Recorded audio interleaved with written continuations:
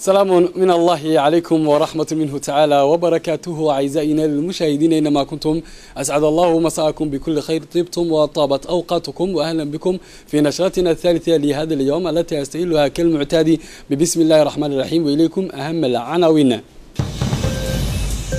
القوات المسلحة الجيبوتية تحتفل بالذكرى 41 لإنشائها. بداية خوض امتحانات الثانوية العامة لجميع الأقسام في جيبوتي.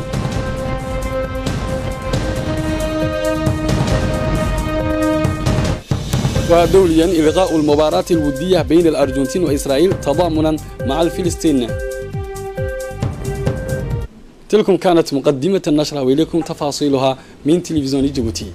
تحت رعاية رئيس الجمهورية القائد الأعلى للقوات المسلحة الوطنية سيد إسماعيل عمر قلي، احتفلت قوات المسلحة الوطنية اليوم الأربعاء بالذكرى 41 لإنشائها. المزيد من التفاصيل تنضم إلينا في الاستديو زميلة عوا عبد الظاهر. أهلا بك عوا. مساء الخير يا خضر، أهلا بكم أعزائي المشاهدين. إذا كما قلت فإنه تم اليوم احتفال بالذكرى 41 من تاريخ تأسيس القوات المسلحة الجيبوتية، وتمت إذن وقائع الحفل المكرس للاحتفاء بهذه المناسبة في معسكر شيخ عثمان برعاية القائد الأعلى للقوات المسلحة رئيس الجمهورية فخامة رئيس السيد إسماعيل عمر قيلي، وأيضا رئيس هيئة الأركان العامة الجنرال زكريا شيخ إبراهيم، وأيضا العديد من المسؤولين من إذن المؤسسات المدنية وأعضاء الحكومة، وأيضا أعضاء من الضباط رفيعي المستوى، إضافة إلى وزير الدفاع المكلف بالعلاقات مع البرلمان السيد علي حسن بهدون، وأيضا شخصيات العسكرية والمدني، إضافة إلى قادة قوات الدول الصديقة المتمركزة في بلادنا. وقد تم عزف النشيد الوطني لدى وصول إذن رئيس الجمهورية الذي تم استقباله بحفاوة بالغة. هذا وتم تأسيس القوات المسلحة في 6 من يونيو عام 1977، أي ما قبل الاستقلال ب21 يوما. ويذكر أيضا أن هذه الذكرى 41 لتأسيس القوات المسلحة تشكل فرصة ملائمة لتقييم الإنجازات التي حققتها القوات المسلحة خلال هذه الفترة والاستفادة من تجاربها لتعزيز قدراتها العملياتية. كما أن القوات المسلحة تعد الجهة المخولة والمعنية لتصدي الأخطار المحتملة في هذه المرحلة التي تتصاعد إذن موجة الإرهاب على مستوى العالم. ولدى وصول رئيس هيئة الأركان العامة شيخ جنرال زكريا شيخ إبراهيم إلى إذن معسكر شيخ عثمان، قام بإلقاء التحية واستعراض كافة أعضاء الضباط الذين جاءوا للاحتفال بالذكرى 41 لإنشائها. وخلال استعراضه إذن قام عزف الأناشيد التي إذن تتمثل أو تقوم بإحياء وتعكس مدى أهمية القوات المسلحة الجيبوتية. فلنستمع.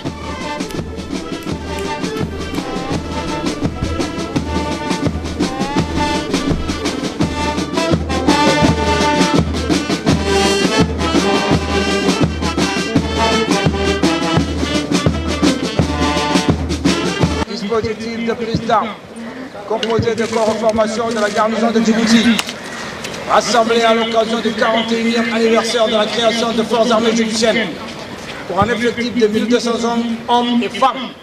Aux hommes en général.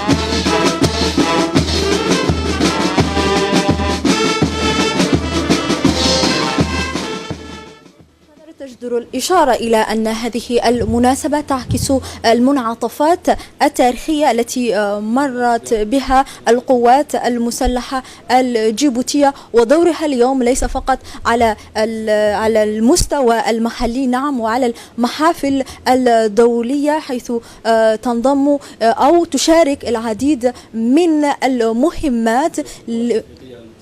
نعم بالضبط، نعم، مثل قوات حفظ السلام واستتباب الأمن في أميسوم، وأيضا من المهمات الأساسية العملاقة الأخرى. وإن إن تعكس على شيء أو تدل على شيء فإنها بدون شك تدل على مدى اهتمام وأهمية ودور الفعال التي تلعبها القوات المسلحة الجيبوتية في المستوى المحلي وأيضا على الساحة الإقليمية، حيث في المستوى المحلي ليست فقط ضبط الأمن ونعم، بل إنما تشارك في العمليات المختلفة سواء كانت التنموية أو الاقتصادية، لإذا مشاركة في عجلة التنمية لبلادنا. ولدى وصول فخامة رئيس الجمهورية السيد إسماعيل عمر جيلي قائد الأعلى للقوات المسلحة تم استقباله بحفاوة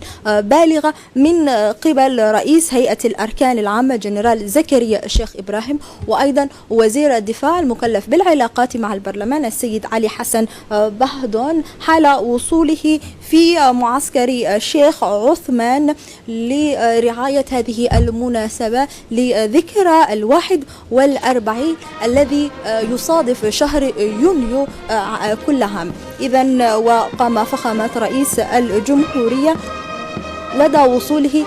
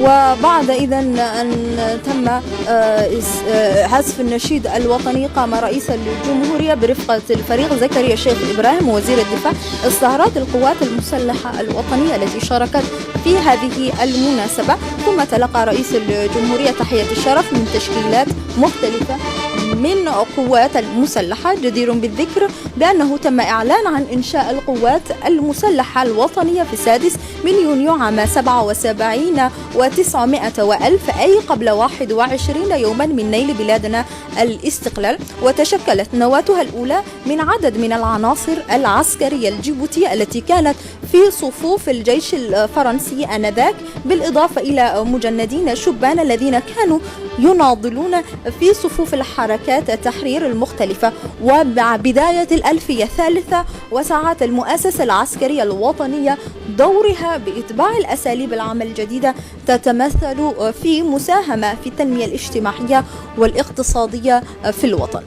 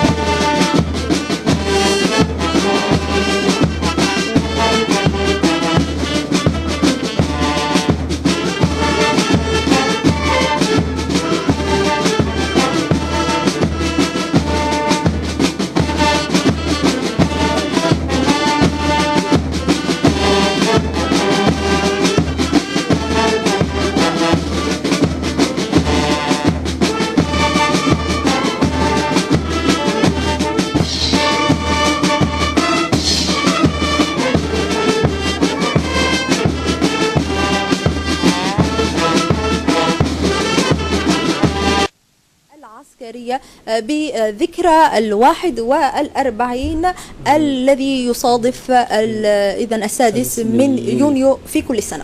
شكرا لك يا زميلة عو عبد الظاهر على هذه التفاصيل المتعلقة باحتفال القوات المسلحة بذكرى 41 منذ إنشائها. شكرا لك. وفي كلمة رئيس هيئة الأركان العامة للقوات المسلحة الوطنية الجنرال زكريا الشيخ إبراهيم ألقاها نيابة عنه رئيس مكتب الفريق زكريا النقيب محمد ناجي، عبر فيه عن خالص التهانيه للقوات المسلحة في هذا اليوم الأغر الذي تحتفل به بذكرى 41. فلنتابع. Officiers, sous-officiers et militaires du rang, ce rendez-vous annuel nous permet de rappeler les réalisations majeures accomplies au cours de l'année écoulée. اليوم ينضم الجيبوتيين والجيبوتيات إلى قواتنا المسلحة لاحتفال بذكرى 41 للاستقلال الوطني، وهو احتفال عزيز علينا ورمزي للغاية.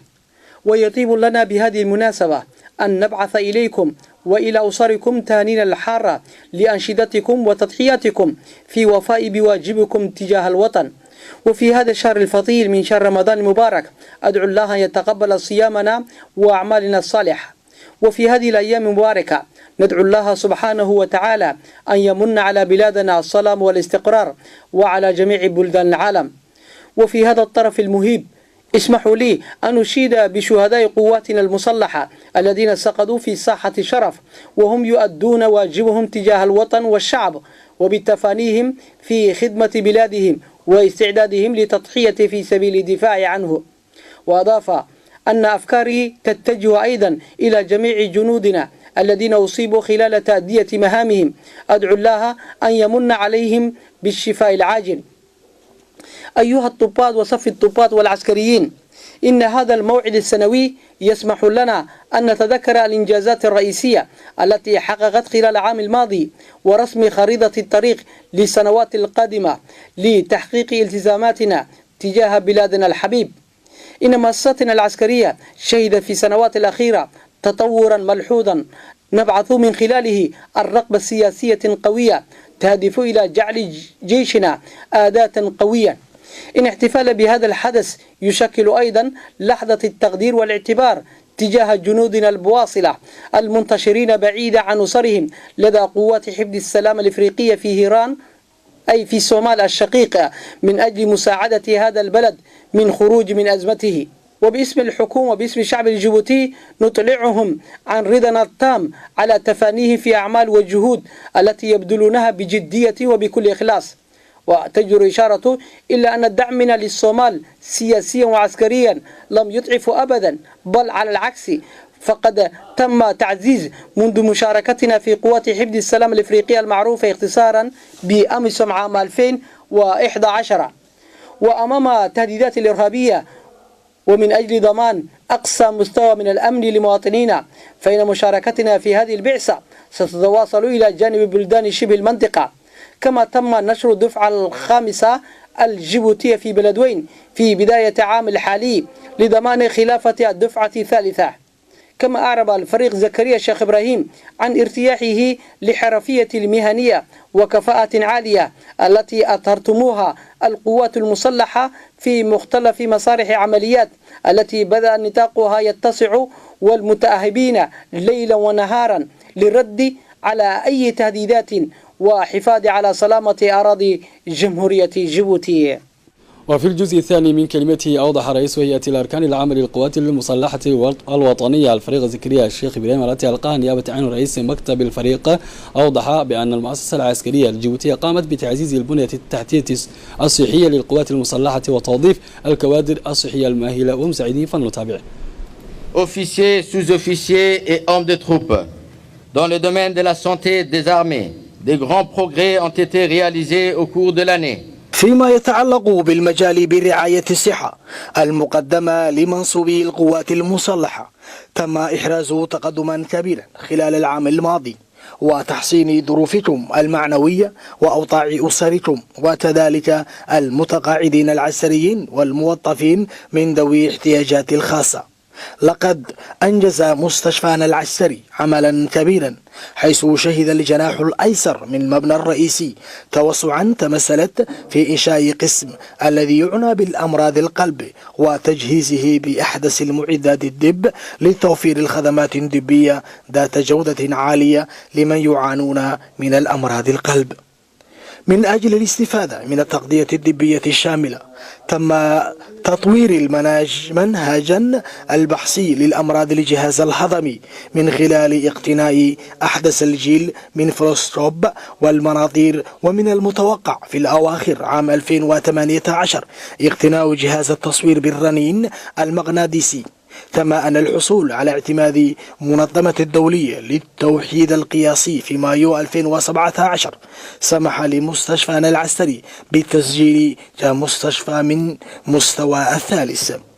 وأن المديرية المركزية للخدمات الصحية بالجيش حصلت في نوفمبر 2017 على عضوية للجنة الدولية للطب العسكري، ونحن فخورون جدا بأن تم منح بلادنا عضوية هذه اللجنة الدولية.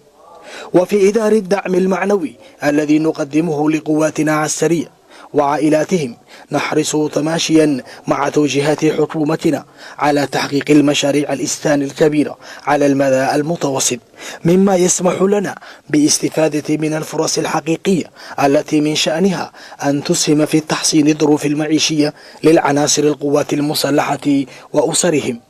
أما بالنسبة لصعوبات التنقل التي تواجهها قواتنا لبعض سنوات، فمن المهم إشارة إلى أن هذه العقبة في طريقها وجدنا حلولا مناسبا مع وصول 150 مركبات نقل للقوات، وأن هذا الاستثمار يتطلب منا أن نولي اهتماما خاصا لصيانة الدوريات وصيانة المثالية لمعداتنا العسكرية، تماشيا مع رؤية رئيس الجمهورية قائد الأعلى للقوات المسلحة في كتاب الأبيض للفترة ما بين 2017-2020 للتعزيز الأمن مجالنا الجوي. سيتم تجهيز سلاحنا الجوي هذا العام للمرة الأولى رادار المراقبة الجوية للتعزيز قدرة آلياتنا الدفاعية.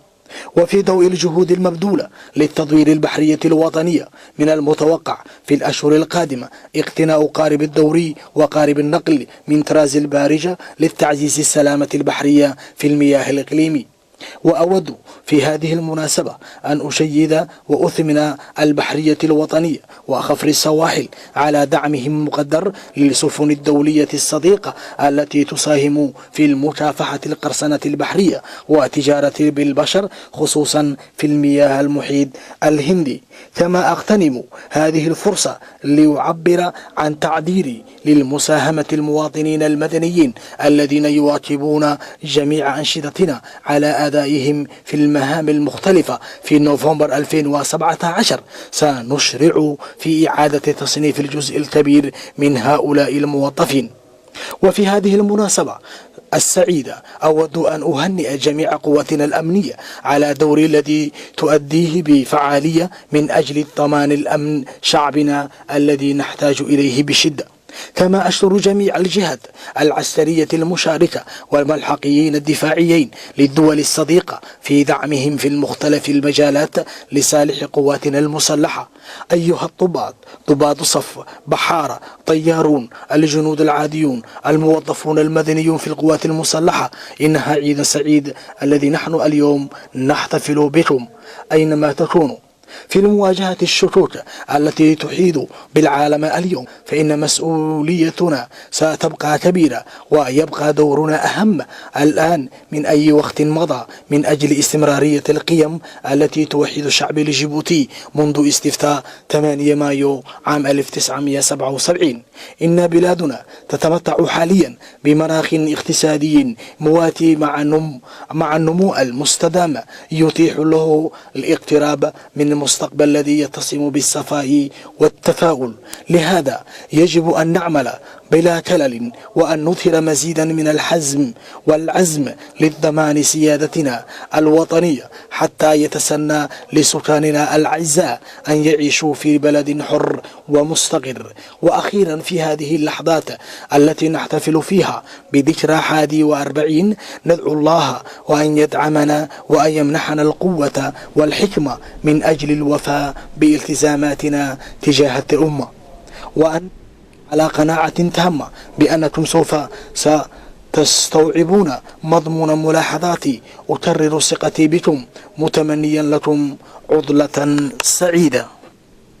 وعقب ذلك بدأ العرض العسكري من قبل مختلف عناصر الوحدات التابعة للقوات المسلحة الوطنية في معسكر الشيخ عثمان، حيث تابع الحضور عرضا عسكريا لتشكيلات راجلة من عناصر القوات المسلحة وعناصر من المدرسة العسكرية في عرتا آمية وعناصر القوات الجوية والبحرية الوطنية وقوات المدفعية، إضافة إلى قادة قوات الدول الصديقة المتمركزة في بلادنا.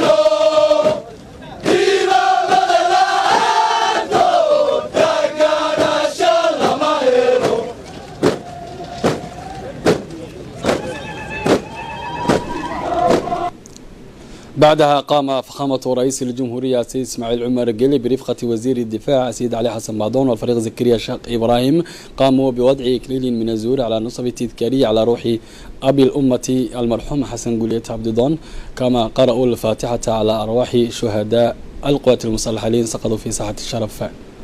الثوب الأبيض من الدنس، اللهم اغسله من خطاياه بالماء والثلج والبرد، اللهم وسع مدخله، اللهم وسع مدخله وأكرم مثواه، اللهم اجعل قبره روضة من رياض الجنة ولا تجعل الحفرة من الحفر من النيران، اللهم أنت رحيم فارحمه يا أرحم الراحمين.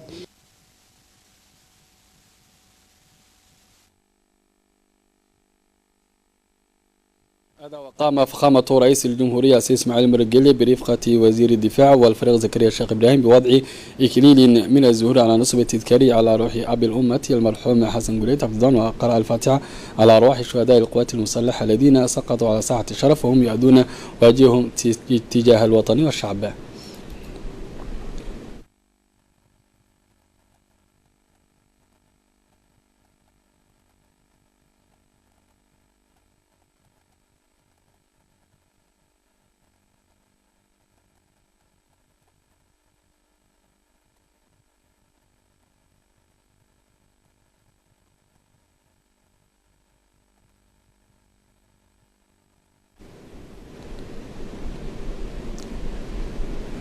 قلد دولة رئيس الوزراء سيد عبد القادر كامل محمد صباح اليوم قائد القوات الفرنسية المتمركزة في جيبوتي، وتتزامن هذه المناسبة مع ذكرى 41 لإنشاء القوات المسلحة الجيبوتية، وجرى حفل التقليد بحضور معالي وزير الدفاع السيد علي حسن بعضون وضباط رفيع المستوى أمثال الجنرال عثمان نور تباكله والجنرال طاهر، كما حضر السفير الفرنسي المعتمد لدى بلادنا.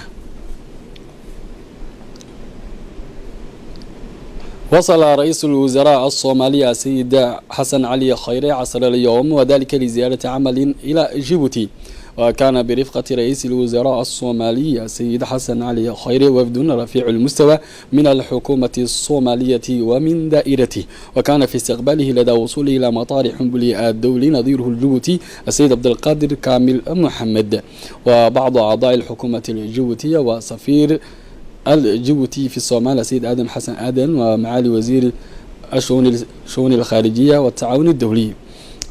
ومن المقرر أن تقام مأدبة عشاء على شرف رئيس الوزراء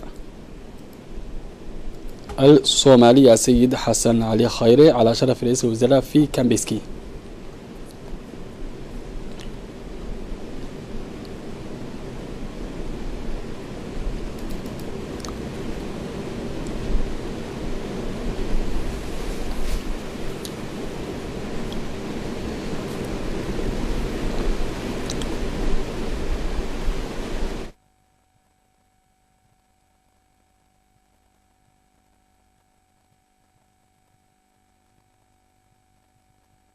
دولة رئيس الوزراء سيد عبد القادر كامل محمد مع نظيره رئيس الوزراء الصومالي اجتماعا قصيرا في صالة الشرف بمطار حنبلي الدولي تطرق فيها حول العلاقات الثنائية القائمة بين جيبوتي والصومال.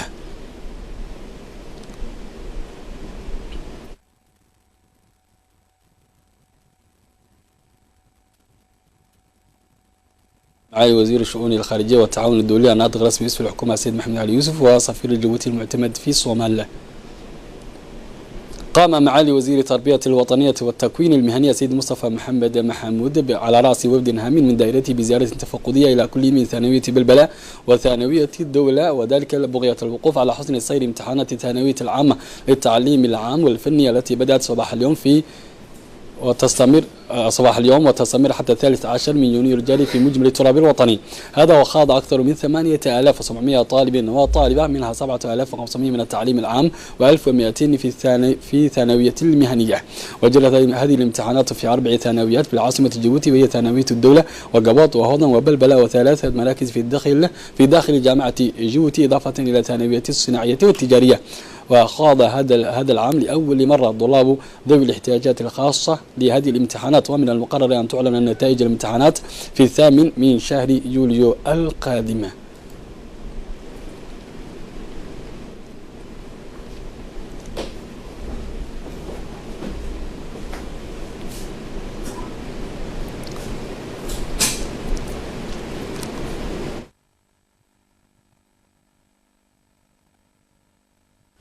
من الساحة الوطنية إلى الساحة الدولية، حيث ينضم إلينا في الاستوديو زميل مجدي المقبل. أهلا بك زميل مجدي.